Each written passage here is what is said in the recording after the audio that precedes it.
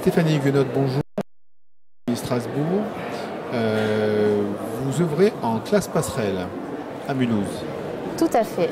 On peut un peu rappeler le projet de la classe passerelle et pourquoi il y a des classes passerelles à Mulhouse? Bien sûr, donc les classes passerelles sont un dispositif innovant qui existe depuis l'année 2000, création de la première classe passerelle.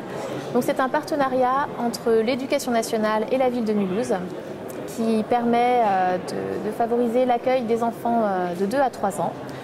Donc ils sont accueillis par une enseignante et une éducatrice de jeunes enfants qui travaillent en binôme au quotidien. Les enfants sont accueillis le matin et les après-midi sont consacrés à des ateliers parents avec un accompagnement à la parentalité. Vous êtes dans cette classe passerelle depuis pas mal de temps. Vous démarrez? Donc ça fait 5 ans maintenant que j'exerce dans cette classe passerelle. Alors, vous êtes lancé, c'est le cœur de notre sujet, dans le livre numérique, un projet autour du numérique, dans ce cadre-là, c'est ça? Tout à fait. Depuis l'année dernière, j'ai expérimenté la création de livres numériques, en particulier pour favoriser le langage. Donc, il y a la fabrication par l'enseignante ou une contribution de la part des élèves. Comment ça fonctionne tout ça? Voilà, donc c'est vraiment une création en interaction où il va y avoir des prises de son, des vidéos et puis également ma participation pour la mise en page de ces livres. Voilà, donc c'est des comptines, c'est des histoires, ça peut être des pièces de théâtre, ça peut être plein de choses en fait. Voilà, ça peut prendre différentes formes selon les objectifs. L'intérêt, c'est vraiment de permettre à la fois aux enfants d'être acteurs, mais également aux familles qui vont venir traduire par exemple des albums dans leur langue maternelle. Oui, la spécificité, c'est qu'on peut avoir effectivement le petit bouton en langue turque ou d'autres langues, je ne sais pas, enfin surtout turc peut-être vers Mulhouse. Quel ressenti vous avez sur cette expérience? Quel impact ça a sur les enfants? Alors la tablette a tout de suite été un outil plébiscité.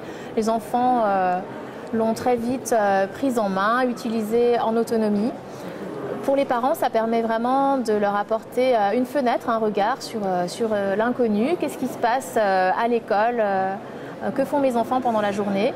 Donc ils peuvent découvrir leur enfant dans un univers, les voir en action, les voir en réussite aussi. Donc pour l'enfant, c'est très valorisant. Déjà, ça leur donne envie d'oser, envie de parler, le fait de pouvoir s'entendre et de proposer des enregistrements à différents moments de l'année permet aussi de se rendre compte du développement du langage, des progrès des enfants. Et le fait que les parents participent à la production aussi, ça doit avoir un impact important? Bien sûr, les familles se sont investies et sont très en demande de voir les nouveautés, les nouveaux livres qui ont été créés, de voir leur enfant en situation et puis chacun d'apporter sa pierre à l'édifice.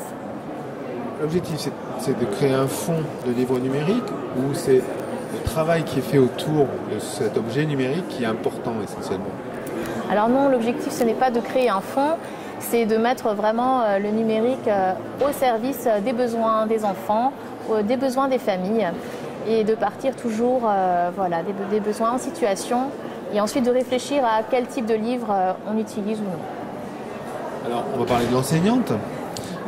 L'enseignante, elle était bercée par le numérique, elle a eu des formations, on lui a proposé de le faire. Comment vous est venue l'idée de pratiquer ce genre d'exercice? Alors non, pas du tout. Je n'ai pas été baignée dans le numérique. C'est par des échanges, des rencontres entre pairs avec d'autres enseignants qui m'a permis de découvrir l'existence de cette application.